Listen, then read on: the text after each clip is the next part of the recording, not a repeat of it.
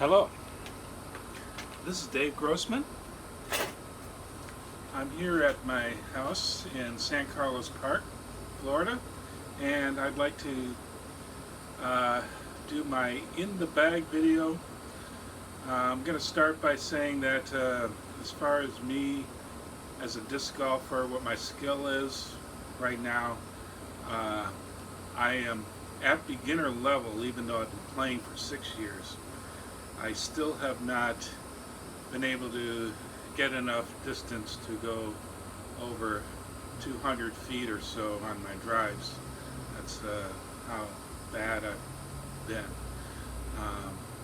I have not had a lot of personal instruction. That might be one of the problems, but just the way I feel when I throw, I just can't seem to get that distance. However, disc golf is for everybody, so no matter where you're starting or where you're finishing, you can just have fun with the game, and you can throw 100 feet for all I care and still have fun making pars. I started at the Estero Disc Golf Course and started playing the blues back before the reds were put in. The reds are the short pads and the blues are middle, gold is longest. And it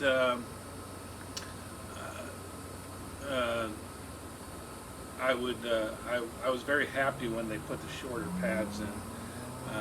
I've been able to get closer and closer to par. My record on the reds is +2, and on the blues my record is well over 20 over, maybe about 18 over or so, or even maybe a little less, 16 or 15.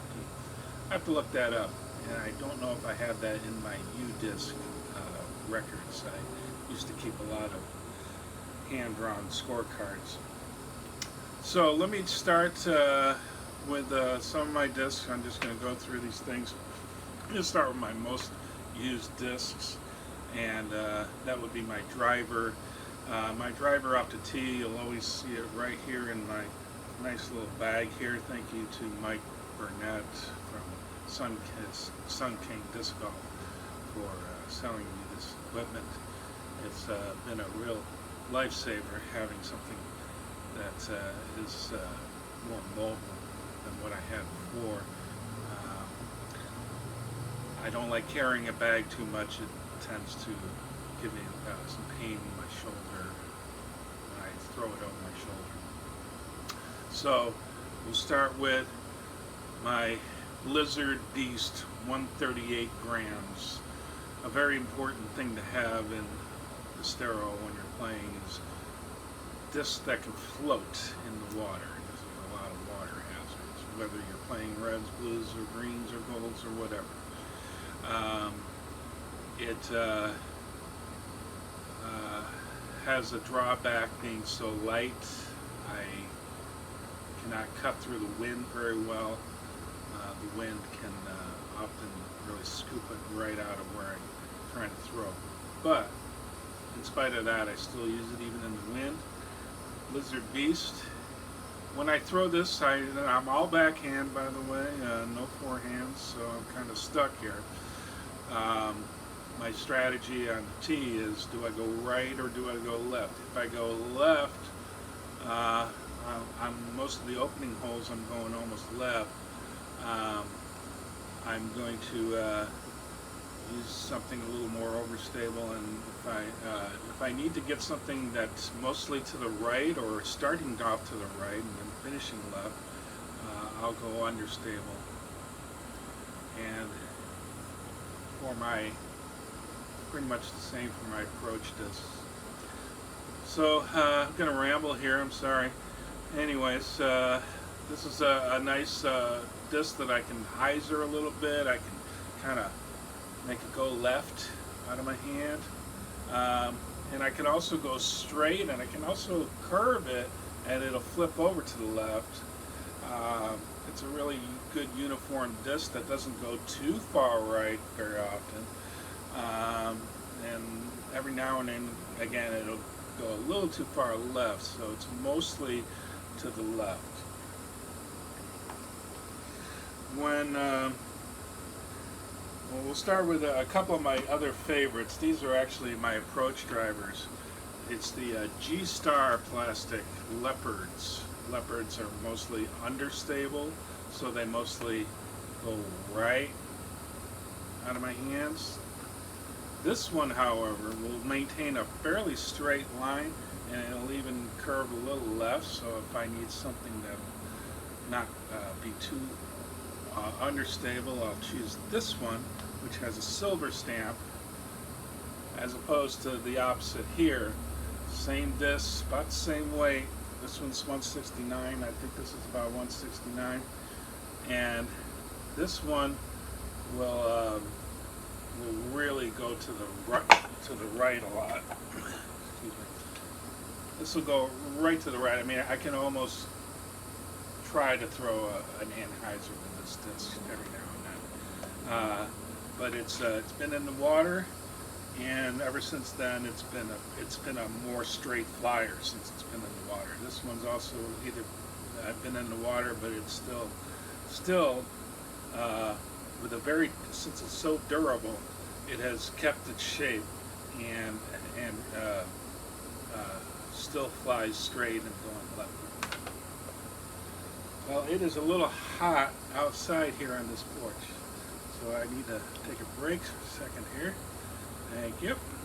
Also, my neighbor Natalie might be inside of her apartment behind me, and she might come out and say hi, but I don't think so. Let's get on to some other discs, and these are all going to be pretty understable. For example, when I get to about hole number 5 from the Reds in the Estero, I start to use one of 2 discs, or one of 3 I should say. These are all pretty understable. The first one is one that I got with this shirt right here. It's a disc Graft Heat, 168 grams, not too heavy. You know, the lighter the better, because anything that's heavy for me is just going to completely hook to the left, most likely, and won't go as far with the power that I have, that I don't have. And I've been really liking this disc, and I brought a comparison disc that if I ever lost this, I would switch to the Discmania Crow right here. I don't have the weight on this. It's more of a DX plastic. This is the rubbery stuff. And they both have a nice out of the hand level hooking right and coming back left. They flip. On the other hand, when I need something that isn't going to flip so much and it's going to stay right, I'll do the Discraft Glide. Is that upside down? If everything's in reverse, I apologize for that too. I am in selfie mode. I'll do the Discraft Glide or my floater, my Dragon floater. Getting back to the beasts, I have another disc that I throw quite often. This is something I throw from the top of 16, 18, 16, 17, 18. I'm almost always teeing off with this 133, a floater beast. It's fairly straight. I mean, it's just got a little bit of understability to it. So I just have to try and get a nice level flick off if I can. Not too much hyzer or will hyzer if I'm not into hyzering. Very light. This one compared to my other beast is 5 gram difference. So this one's very light, and yet even in the wind I do like to use it. Next, we've got a disc that I don't use too much, but it's very faithful for me when I want to go to the left, when I want to hook something. And at a 14 speed and a 6 glide, it's darn well better for me. This is 175 grams, big and heavy. I mean, I'm talking if I need to go left, if I need to keep it left, but I like throwing it. It's a, you know, the Champion Corvette, Champion plastic, very nice and flexible. This thing will go left, right out of my hands, well, almost. But I love how this handles. I can really throw that thing. Next we'll get into my mid-ranges, and you'll see me almost always throwing my Graft Buzz. This is an overstable buzz, but I can't take that for granted. If I do hook this mid-range over to the right side, it could continue going right, just like really for me all mid-ranges, all these ones that I have in my hand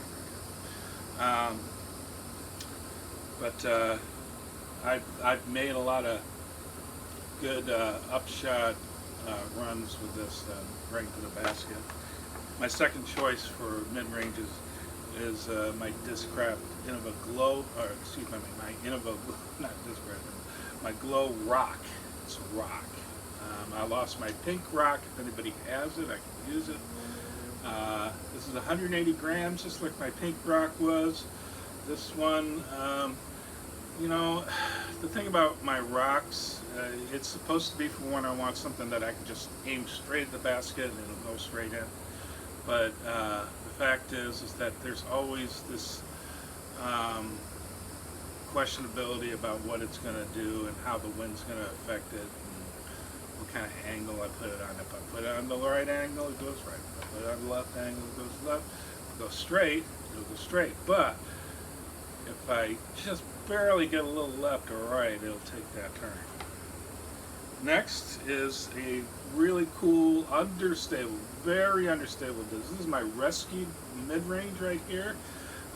It is a Axiom Theory, made by a similar company that MVP is partners with. So it's the Axiom Theory. It's 168 grams, fairly light. It's got a really good feel. I love the feel of this, but it only goes right. That's it. Only right. My putter. Right now, my putter is a West Side disc, Shield, BT soft plastic, and this is very grippy plastic. I don't know how heavy this is. It's something I came up with recently. There's a slight bead on the rim, but it's much thinner than some of the big ones that I was throwing, like the AVR or the Marshall, like I got in my hand here. Both of these are pretty good. This one's a more harder plastic. This one's softer, it's rubbery, and it's very grippy, but it can get a little out of control, just like anything. I haven't really decided on my putters too much, but I've switched to this one just because it's a lot straighter. It's a higher speed. It's a 3-speed. This one's a 3-speed too, but it's more. It keeps its line a lot better. Some ones that I don't throw are my collector discs. I've got the Limbo discs, and these are great discs, except for this one I don't throw at all ever. It's my Rock 3. But this one is a Champion Leopard 3. I love the Leopard 3. I just don't have one right now. I just recently lost one. If you have a tie-dye dark leopard that you found on hole 1 in the lake for the Reds, it might be mine. And I don't know why I didn't pull them off. Here's some of my old discs that I have on standby. I probably won't ever throw again, but good old Valkyrie DX. Problem is it's DX. I don't throw DX anymore. DX Beast. I don't throw DX Beasts anymore. This leopard goes way too unstable. AVR, and that's it. Also, I want to show you my marker. I love my marker.